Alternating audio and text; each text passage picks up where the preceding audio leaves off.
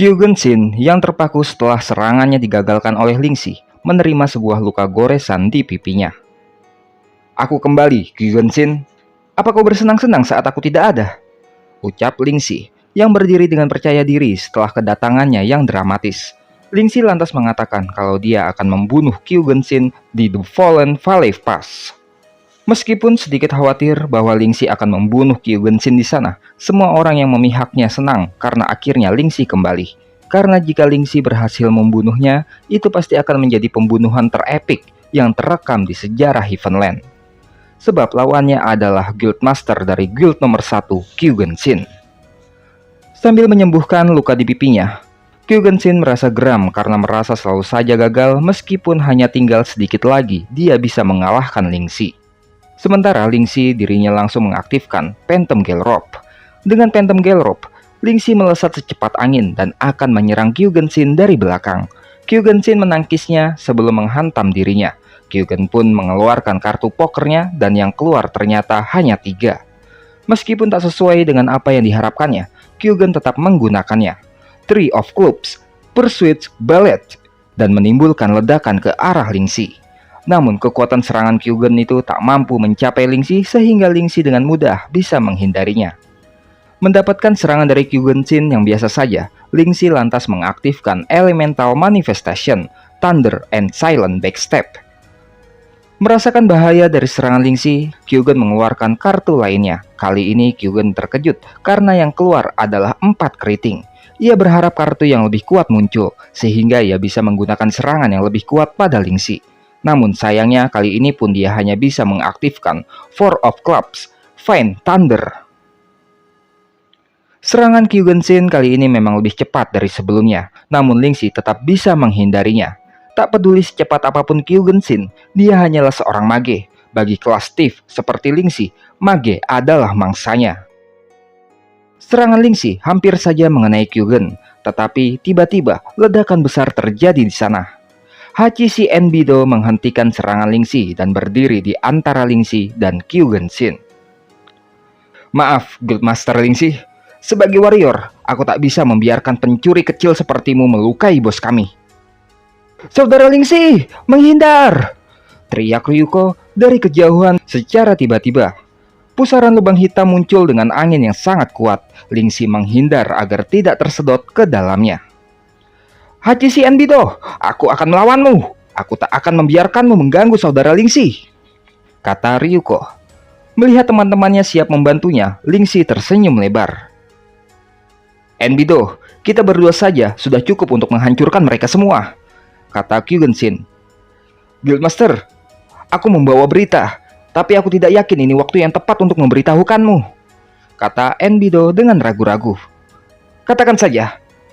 Enbido pun mendekat dan berbisik pada Kyugen Shin. Kyugen terlihat sangat terkejut dengan berita yang disampaikan Enbido tentang adanya pemberontakan di markas pusat Thousand Autumns. Mereka sudah dalam keadaan yang tidak menguntungkan sejak awal, dan itu berpengaruh pada mental para anggota.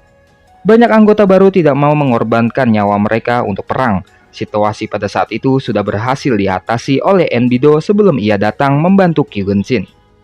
Menurut Enbido, sepertinya ada sebuah tim berisikan 4 orang yang mengompori opini negatif publik setelah ekspedisi, yang berujung pada pemberontakan. Kyugen curiga ia tahu betul siapa 4 orang itu, yang mungkin saja itu adalah trik dari Penumbra. Penumbra merasa aneh Kyugen Shin dan Enbido menjadi diam, sedangkan Lingxi dengan tenang mengatakan bahwa Thousand Autumns mungkin akan menarik pasukan mereka. Karena sepertinya strategi Lingxi untuk menciptakan kekacauan di dalam Thousand Autumns sudah berhasil. Tentu saja Kyugen Shin merasa kesal mengetahui semua itu adalah rencananya Penumbra. Bahkan keluarga Delro sebagai penyokong finansial terkuat mereka juga merasa kecewa dengan situasi pertempuran kali ini dan meminta Thousand Autumns untuk mundur. "Mundur?" tanya Kyugen Shin, yang mana ide itu terdengar tidak menyenangkan dan merusak harga dirinya. "Guildmaster, kita harus tetap tenang. Perang ini baru saja dimulai dan kita tidak bisa gegabah. Meskipun kita gagal kali ini, keseluruhan pasukan kita jauh lebih kuat dari mereka. Kita tak bisa memakai semua kartu kita saat ini."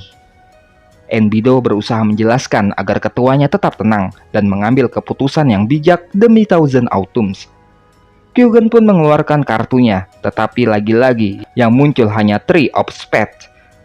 Setelah kemunculan Lingxi, semua kartu yang didapatkannya menjadi kartu dengan angka yang sangat kecil. Seolah-olah kemunculan Lingxi adalah Joker yang mengalahkan semua kartu miliknya.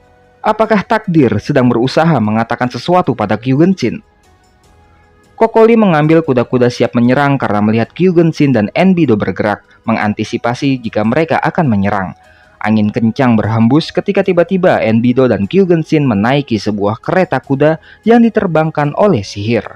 Lingxi dan rekan-rekannya melihat dari bawah dengan diam.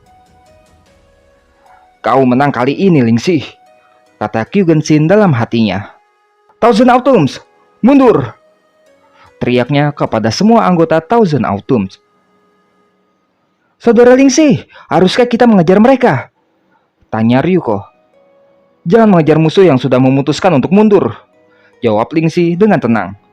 "Tapi, ini adalah kesempatan kita untuk mendapatkan kepalanya Kyugen Shin." "Tidak, aku hanya mengatakannya untuk menangkuti mereka. Aku sudah menggunakan semua kartu andalanku untuk menyelesaikan dungeon itu. Aku sudah tidak punya apa-apa lagi yang bisa digunakan untuk membunuhnya," kata Lingxi. Tetapi dalam benaknya Lingxi berpikir jika suatu saat nanti bertemu lagi dengan Kyugen Shin, mereka harus benar-benar menentukan guild mana yang akan menjadi guild nomor 1 di Heavenland. Pada akhirnya, Thousand Autumns mengajukan voting untuk gencatan senjata dengan Penumbra, dan hasil akhirnya adalah 72% setuju dan 28% lainnya tidak setuju. Maka Thousand Autumns berhasil mengajukan gencatan senjata pada babak pertama Guild War ini. Meskipun beberapa anggota Penumbra tidak setuju dengan keputusan akhirnya, tetapi hal tersebut juga memberi Penumbra cukup waktu untuk pemulihan diri. Bagaimanapun juga, menurut peraturan, setiap tim yang terlibat dalam Guild War berhak mengajukan gencatan senjata. Mereka hanya perlu mendapatkan mayoritas voting untuk menyetujuinya. Menurut diskusi di forum, sebenarnya lebih banyak orang yang tidak setuju dengan gencatan senjata, tetapi tetap saja hasil voting mayoritas berpihak pada Thousand Autumns. Tiana berpikir, hal itu mungkin terjadi karena campur tangan investor yang mendukung Thousand Autumns. Kerugian Penumbra memang tak sebanyak yang dialami Thousand Autumns. Mereka berhasil menjatuhkan banyak pasukan mereka pada babak awal Guild War kali ini. Tetapi, sebagai guild yang memiliki lebih sedikit anggota daripada Thousand Autumns, Penumbra tidak memberikan kerusakan yang berarti pada kekuatan inti Thousand Autumns.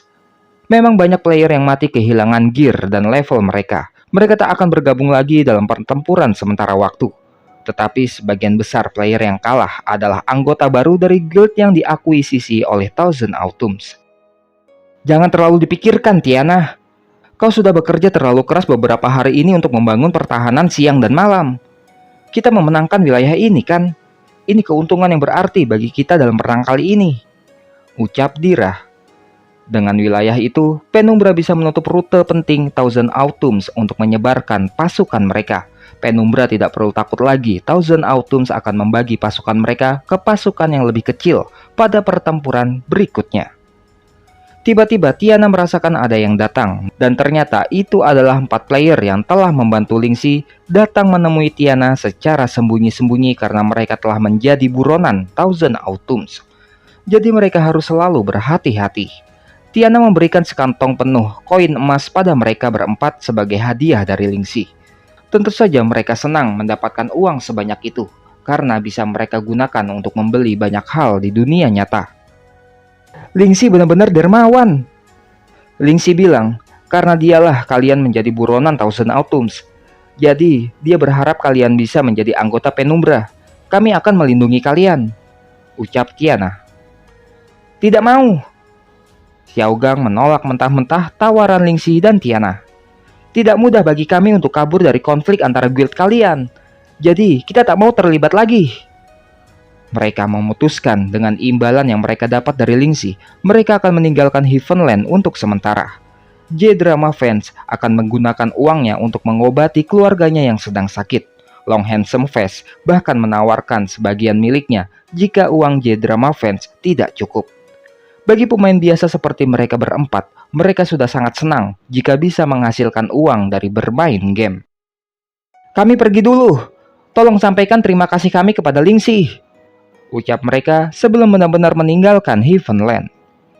Tiana mengantar kepergian mereka dengan senyuman di bibirnya. Hal itu membuat Tiana berpikir, mungkin jika bisa mengabaikan berbagai macam keinginan yang terlahir dari memainkan permainan ini, semua orang bisa bahagia dan bersikap sama seperti mereka berempat terhadap permainan ini. Sementara itu, Lingxi sedang melakukan panggilan suara dengan Unrivaled Blue Cloud, Guildmaster dari Celestial. Lingxi berterima kasih karena Celestial sudah membantu Penumbra. Blue Cloud dengan senang hati membantu karena dia setuju dengan analisis Lingxi bahwa pertama, Thousand Autumns menerima pernyataan perang dengan buru-buru, jadi semangat moral mereka tidak stabil, sedangkan Penumbra benar-benar bersatu. Yang kedua, Penumbra adalah pihak yang menentukan medan perang, jadi Penumbra memiliki keuntungan.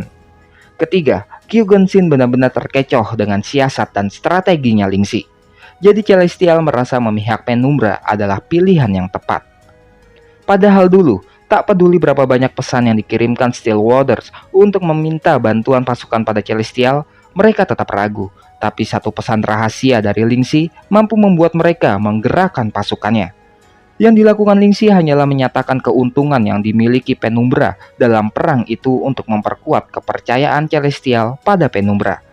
Jika Unrivaled Blue Cloud memiliki niat untuk menyeberang ke Thousand Autumns, Celestial tidak akan pernah memasuki aliansi dengan Penumbra.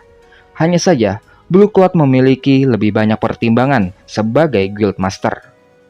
Sedangkan mengenai Deep Red Squirrel, dia dan Sawyer memiliki niat untuk membangun kembali Guild Wolfang. Lingxi hanya berjanji akan membantu mereka mewujudkannya. Mendengar pernyataan Lingxi, Stillwater merasa bangga karena Lingxi bertindak lebih seperti Guildmaster. Lingxi telah menjelaskan tentang Celestial dan Wolfang, tetapi belum menjelaskan tentang Guildmaster Divine Wolf, Hua Xiaoye. Lingxi hanya mengingat kalimat Hua Xiaoye bahwa urusan Penumbra adalah urusannya juga, dan Xiaoye akan dengan senang hati melawan anggota Divine Wolf yang menolak membantu Penumbra karena hubungan spesialnya dengan Lingxi. Lingxi tidak yakin kalau Hua Xiaoye paham maksud Lingxi yang sebenarnya. Makanya Lingxi tidak akan mengatakan apapun pada Steel Waters, meskipun dia sangat penasaran. Dikarenakan sekarang ada gencatan senjata, maka Lingxi pun mengalihkan pembicaraan untuk membahas persiapan pertempuran selanjutnya. "Apa masih belum ada kabar dari Narlo?" tanya Steel Waters, melupakan penasarannya terhadap Hua Xiaoye. "Aku tahu keluarga Delro memiliki pengaruh dan kekuatan yang besar. Tapi aku tidak mengira kalau mereka benar-benar memiliki teknologi untuk menyerang kesadaran seseorang dan mengendalikan karakter gamenya. Ini yang sangat kupikirkan saat ini. Aku tidak menemukan cara untuk menghubungi Narlo sama sekali," jawab Lingxi. Teknologi tersebut jelas melanggar aturan. Bagaimanapun juga, teknologi gelap seperti ini yang mana bisa mengganggu neuron reseptor seseorang dengan paksa bisa menimbulkan kerusakan bagi orang yang diambil alih. Lingxi benar-benar khawatir dengan keadaan Narlo. Klan besar seperti itu bahkan bisa memperlakukan anak-anak mereka sebagai alat untuk keuntungan mereka. Dan Lingxi sangatlah heran, karena bagaimana bisa mereka menggunakan cara seperti itu untuk mengumpulkan kekayaan. Heavenland telah menerima status sebagai masyarakat kedua. Semua modal dan aset dilindungi oleh hukum. Tetapi, Delro berada di atas berbagai hukum yang berlaku. Pasti akan sangat sulit untuk menyelamatkan Narlo di dunia nyata. Tetapi, Stillwater berharap Lingxi bisa menghindari untuk terlibat dalam masalah ini sebisa mungkin, mengingat pengaruh keluarga Delro di dunia nyata. Meskipun Stillwater sendiri khawatir dengan Narlo, tetapi kekuatan mutlak Delro di dunia nyata bukanlah sesuatu yang bisa dibayangkan. "Aku khawatir kau akan menghadapi konsekuensi yang tidak perlu. Kau harus memikirkannya dengan hati-hati," ucap Stillwater. "Percayalah padaku, Stillwater." Dalam hatinya Lingxi berpikir, sebagai pemain solo di kehidupan sebelumnya, dia pernah membayangkan bahwa setelah terlahir kembali, Lingxi akan memiliki banyak rekan seperjuangan. "Hatiku sudah bertekad untuk membawa kembali Narlo," kata Lingxi dengan tegas dan percaya diri, sebab Narlo adalah anggota Shadow yang sangat penting baginya. "Baiklah, aku bisa menemukan di mana dia berada," ucap Stillwaters, dan lalu ia pun meminta Lingxi untuk bertemu di dunia nyata. Singkat cerita, tempat pun berpindah ke dunia nyata. Lingxi berjalan-jalan bersama Dumpling meskipun dia sendiri tak mengerti kenapa Dumpling mengikutinya. Meskipun Lingxi sudah mengatakan ada hal penting yang harus dilakukannya, namun Dumpling bersikeras untuk tetap mengikutinya. Tiba-tiba, sebuah mobil berhenti di depan mereka. Terlihat seorang wanita keluar dari dalam mobil itu dan menghampiri Lingxi. Yang ternyata itu adalah Tiana. Tiana terlihat berbeda dari avatar gamenya.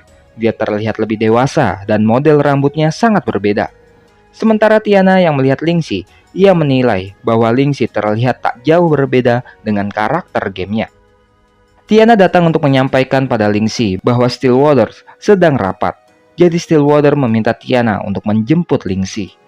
Ternyata Tiana dan Stillwater memiliki hubungan kerja secara profesional. Oleh karena itu mereka sudah saling kenal sejak lama. Tiana pun membawa Lingxi dan Dumpling ke gedung tempat Stillwater bekerja, sebuah gedung yang tinggi dan megah, dan gedung tersebut juga adalah miliknya Stillwater sendiri. Dan tak selang lama kemudian, Stillwater pun datang bertemu dengan Lingxi dan Tiana di depan perusahaannya. Dia tampak sangat mirip dengan game karakternya. Singkat cerita, Stillwater membawa mereka ke sebuah restoran kecil bernama Super Cow yang tak jauh dari perusahaannya. Banyak orang di luar berkerumun melihat sebuah mobil Rolls-Royce Phantom di depan restoran kecil yang diabaikan oleh pemiliknya, yaitu Stillwater yang sedang berada di dalam restoran. Stillwater mengajak mereka ke restoran itu karena apa yang akan mereka bicarakan tidak tepat untuk dibicarakan di kantornya. Lagi pula, makanan di sana sangat enak dan mereka tidak akan bisa berpikir dengan perut kosong. Tak lama kemudian makanan yang mereka pesan datang. Penampilannya terlihat sangat enak, sehingga membuat mata Lingxi dan Dumpling berbinar. "Ayo kita bicara sambil makan," kata Stillwater. "Katamu, kau bisa membantuku menemukan Narloh, benarkah?" tanya Lingxi. "Benar, aku bisa menggunakan sumber daya yang kumiliki di dunia nyata untuk menyelidikinya. Tapi butuh waktu." "Berapa lama?" "Lingxi, kau tidak boleh terburu-buru mengenai hal ini. Sedikit sekali orang yang tahu tentang keberadaan pasti keluarga Delro. Lagi pula, keluarga seperti mereka sudah lama menghindar dari keterlibatan di dunia." Sementara Stillwater dan Lingxi saling melempar pertanyaan dan jawaban, Tiana menikmati makanannya dengan sepenuh hati seolah tak peduli dengan pembicaraan dua rekannya. Stillwater pun mengatakan bahwa ayahnya cukup beruntung karena pernah diundang untuk datang ke kediaman keluarga Delro. Tetapi ia tidak tahu lokasi persisnya karena setiap tamu harus dijemput oleh seseorang dari Delro dan harus memakai penutup mata sepanjang perjalanan. Perjalanannya pun ditempuh dengan jet pribadi untuk memastikan kerahasiaan mutlak mereka. Begitulah, sangat sulit untuk menemukan lokasi mereka dengan tepat. Lingxi mempersiapkan mentalnya bahwa pasti tidak akan mudah menemukan Narloh, tetapi dia tidak menyangka kalau lebih sulit dari dugaannya. Tetapi Stillwater menemukan arah lain yang bisa mereka selidiki, sebuah perusahaan yang menjual alat elektroneurokontrol. Perusahaan yang bisa membuat alat seperti itu saat ini dimiliki oleh industri abu-abu yang tidak diakui oleh pusat. Tidak banyak yang menjualnya di pasaran, jadi itu lebih mudah untuk dilacak. Ditambah lagi, perusahaan milik Stillwater juga bergabung dengan sebuah proyek dengan perusahaan di industri itu. Jadi dia akan bisa mendapatkan cara untuk mendekati mereka.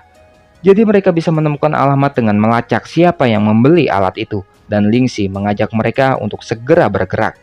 Sayangnya, Stillwater mengatakan bahwa dia tidak cocok melakukan pekerjaan itu karena tubuhnya yang lemah dan rapuh. Jadi, Kokoli sudah bergerak menggantikannya. Sementara itu, di sebuah kolam renang di dalam gedung yang sangat megah, seorang wanita cantik dan seksi sedang menjadi perhatian para lelaki yang melihatnya. Perempuan cantik itu memiliki janji pertemuan dengan bos mereka. Dia adalah Kokoli yang sedang memberikan sebuah surat bukti janji pertemuan dengan bos mereka menggantikan Presiden Stillwater. Pelayan pun membawanya masuk ke dalam ruangan bos mereka yang sedang melakukan hal tidak senonoh dengan pegawainya. Dan bos mesum itu langsung menyuruh semuanya keluar ketika melihat ada wanita cantik yang ingin menemuinya. "Terima kasih. Pertama, mari kita bicarakan tentang data rahasia tentang proyek yang sebelumnya kita kerjakan bersama," kata Kokoli.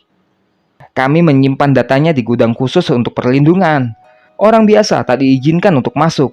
Sangat merepotkan jika harus membawanya sekarang, kata Bosley dengan genit. Kokoli pun menunjukkan jurus mautnya, berbicara dengan nada manja untuk membuat Bosley yang genit itu setuju dengan permintaannya. Kokoli mengatakan bahwa perusahaan memintanya untuk cepat menyelesaikan urusan bisnis agar bisa melanjutkan ke urusan pribadi setelahnya, dan Bosley dengan bersemangat langsung menyetujuinya. Bosley mengajak Kokoli ke sebuah ruangan tempatnya menyimpan data.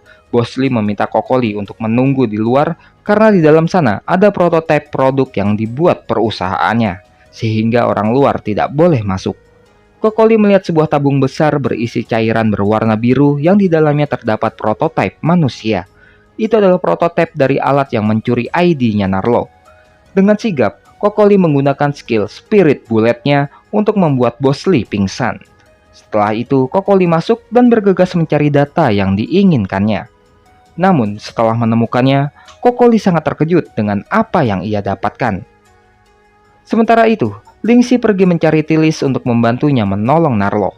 Meskipun Tilis tidak begitu menyukai Narlo, dia bersedia membantu, sebab bagaimanapun juga, Narlo adalah anggota penting dari Shadow.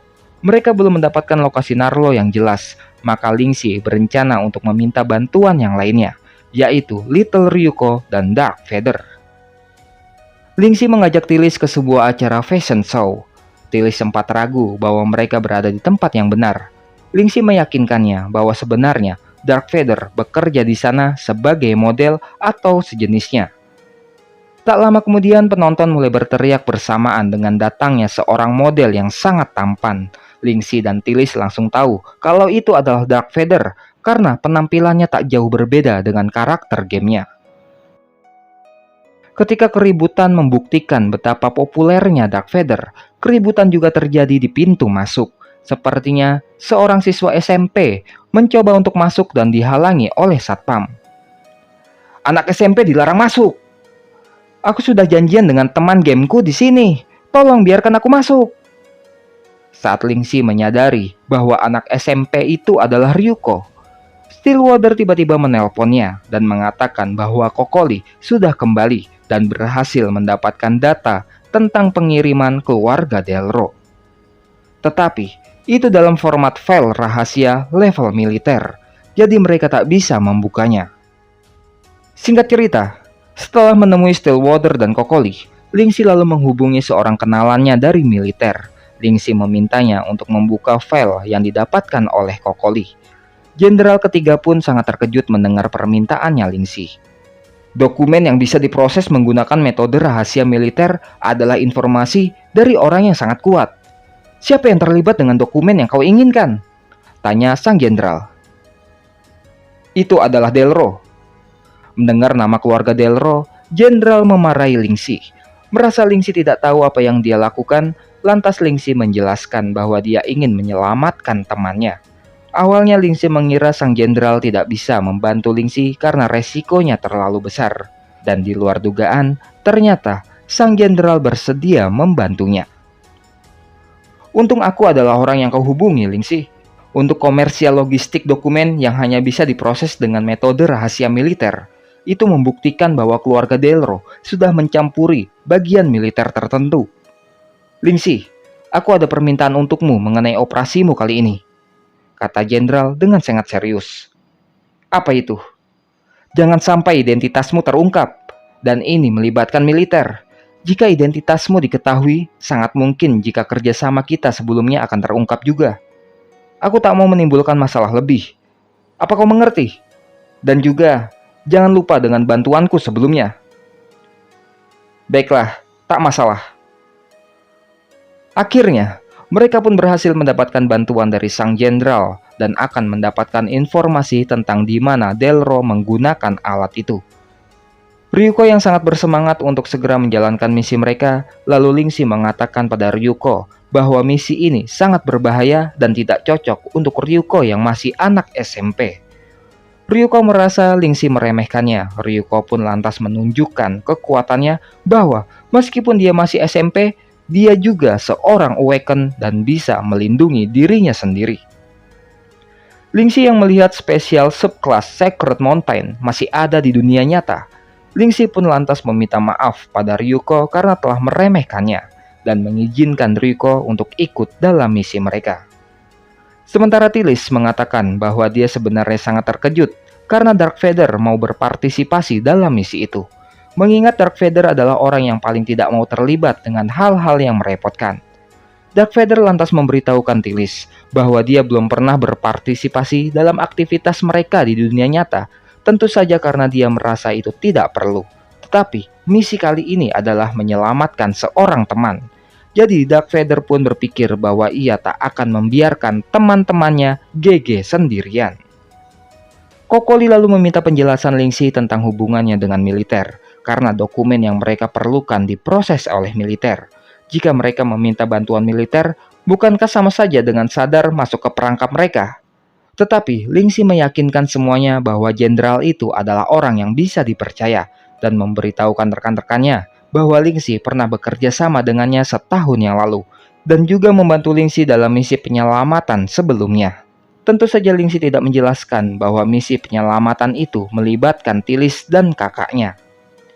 Dari apa yang dikatakan sang jenderal, Lingxi menebak bahwa keluarga Delro memiliki kesepakatan dengan militer. Sepertinya lawan mereka kali ini akan jauh lebih merepotkan dari yang diperkirakan. Mereka harus sangat berhati-hati, atau jika tidak, mereka akan menjadi musuh dunia. Informasi yang sudah dibuka oleh jenderal akhirnya diterima oleh Tiana dan segera mengirimkannya kepada rekan-rekannya yang lain. Untungnya, Tiana tahu lokasi tersebut adalah sebuah pulau pribadi yang dikelilingi lautan. Pernah ada laporan bahwa pulau itu dibeli oleh keluarga kaya misterius baru-baru ini, dan keluarga itu ternyata adalah Delro. Lingxi pun sontak terkejut mengetahui bahwa tempat itu berada di sebuah pulau pribadi yang dikelilingi lautan, dan ia pun bingung bagaimana caranya agar bisa sampai ke sana. Namun, Kokoli meminta Lingxi untuk tak perlu khawatir, karena yang mereka butuhkan hanyalah mengetahui lokasinya saja. Sedangkan untuk cara menuju ke lokasi tersebut, tentu saja Stillwater dan Kokoli akan membantu transportasi mereka untuk menuju pulau tersebut. Dan singkat cerita, tempat berpindah ke suatu atap gedung yang memiliki tempat pendaratan helikopter. Ternyata, Stillwater telah menyiapkan pesawat pribadinya sebagai transportasi mereka. Itu merupakan sebuah pesawat yang tidak akan dirilis di pasaran. Kita satu-satunya yang menggunakan pesawat ini untuk saat ini. Kau tak perlu khawatir tentang informasi kita akan dilacak. Aku juga sudah menyiapkan semua peralatan yang akan diperlukan untuk misi ini, kata Stillwater menjelaskan pada Lingxi. Dan di saat itu juga Lingxi berpikir bahwa ternyata Stillwater memang selalu bisa diandalkan, baik itu di dunia nyata maupun di dalam game. Semua telah berganti kostum dan mengenakan peralatan yang telah disiapkan Stillwater. Pakaian yang mereka kenakan terasa nyaman dan dibuat dengan banyak inovasi teknologi yang didesain untuk meningkatkan kemampuan fisik seseorang. Meskipun stylenya memang agak nyentrik. Mereka harus segera bersiap untuk berangkat, butuh waktu sekitar 2 jam untuk sampai di tujuan mereka. Tetapi saat itu Lingxi mendapatkan sebuah pesan yang mengejutkan. Entah apa isi pesannya. Kemudian, di markas musuh yang terletak di pulau tujuan mereka, tim keamanan mendeteksi sebuah benda terbang asing yang melewati wilayah mereka dan bersiap untuk menembak benda asing tersebut. Kapten, berdasarkan analisa gambar, itu adalah pesawat sipil. Mungkin saja memasuki area ini karena kesalahan, kata seorang petugas. Apa kau tidak dengar apa yang baru saja kukatakan? Tembak, kata sang kapten dengan tegas. Baik, Pak. Mereka pun menembakkan misil pada pesawat tersebut dan mengenainya sehingga pesawat itu meledak di udara. Perjalanan Lingxi menuju pulau pribadi milik keluarga Delro ternyata langsung disambut oleh tembakan yang dalam seketika menghancurkan pesawat yang dinaikinya. Bagaimana cara Lingxi dan teman-temannya untuk bisa selamat dari ledakan tersebut? Dan lalu, bagaimana perjuangan Lingxi dan rekan-rekannya untuk menyelamatkan Narlo? Nantikan terus kelanjutannya.